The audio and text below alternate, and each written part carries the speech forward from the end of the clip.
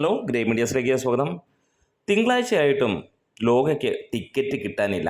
Late night shows heavy demand കാരണം ഇന്നലെയും 300-ന് മുകളിലുള്ള ഷോകൾ ആഡ് ചെയ്യപ്പെട്ടു. മൊത്തം 800-ന് മുകളിലുള്ള ലേറ്റ് നൈറ്റ് ഷോസ് ഇതിനോടകം കടന്നിരിക്കുന്നു. 1200-ന് മുകളിലുള്ള ലേറ്റ് നൈറ്റ് ഷോസ് ഇന്ത്യക്കകത്ത് മാത്രമായി നടന്നിരിക്കുന്നു. തെലുങ്കിൽ 300ഓളം ഷോസ് ആഡ് ചെയ്യപ്പെട്ടതായി റിപ്പോർട്ടുകൾ സൂചിപ്പിക്കുന്നു.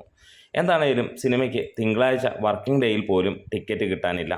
സാധാരണ സിനിമകൾ പോലെയല്ല, വെളുപ്പിനെ 6 മണിക്ക് തന്നെ ടിക്കറ്റ് ഉണ്ട്, അല്ലെങ്കിൽ ടിക്കറ്റ് ബുക്കിംഗ് നടക്കുന്നു. പക്ഷേ എങ്ങും ടിക്കറ്റ് ഇല്ലാത്ത അവസ്ഥ തന്നെയാണ്.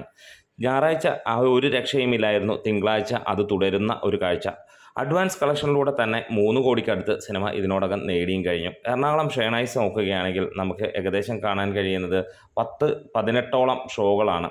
അവിടെ 3-4 ഷോകൾക്ക് ടിക്കറ്റ് കിട്ടാൻ അവൈലബിൾ ഉണ്ട്. തിങ്കളാഴ്ചയാണെന്ന് ഓർക്കുക. PVRൽ നമുക്ക് കാണാൻ കഴിയുന്നു 15 ഷോകൾ. ഒരു ഷോയ്ക്ക് മാത്രമാണ് ടിക്കറ്റ് അവൈലബിൾ ആയിട്ടുള്ളത്. ബാക്കിയെല്ലാം ഓൾമോസ്റ്റ് ഫുൾ. ടിക്കറ്റ് ഇല്ല എന്നല്ല, ഓൾമോസ്റ്റ് ഫുൾ എന്നുള്ള ലെവലാണ്. സിനിപോളീസിലും സമാനമായ രീതിയിൽ 2 ഷോ, 21 ഷോയിൽ 2 ഷോയിൽ ടിക്കറ്റ് അവൈലബിൾ ആണ്. പച്ച കത്തിയിരിക്കുന്നു. PVR ലുലുവിൽ ഏകദേശം നമുക്ക് കാണാൻ കഴിയുന്നു 15 ഷോ. അതിനകത്തിൽ എല്ലാ ഷോയും ഓൾമോസ്റ്റ് ഫുള്ള് തന്നെയാണ്. പത്മയിലും വനിതാ വിനീതയിലും ഇങ്ങനെ തന്നെ കാര്യങ്ങൾ. ടിക്കറ്റേ ഇല്ല എന്നുള്ളതാണ്. ഇനി കാണണം എന്നുണ്ടെങ്കിൽ ഫ്രണ്ട് റോ തന്നെ വേണം, അല്ലാതെ കാണാൻ കഴിയില്ല. എക്സ്ട്രാ ഷോസ് ആഡ് ചെയ്യുമെന്നുള്ളതിന് യാതൊരു സംശയവുമില്ല. രാത്രി 10 വരെയുള്ള ഷോകൾ ചാർട്ട് ചെയ്തു. ചില സ്ഥലങ്ങളിൽ 11:45 വരെയുള്ള ഷോയും ചാർട്ട് ചെയ്യപ്പെട്ടിട്ടുണ്ട്.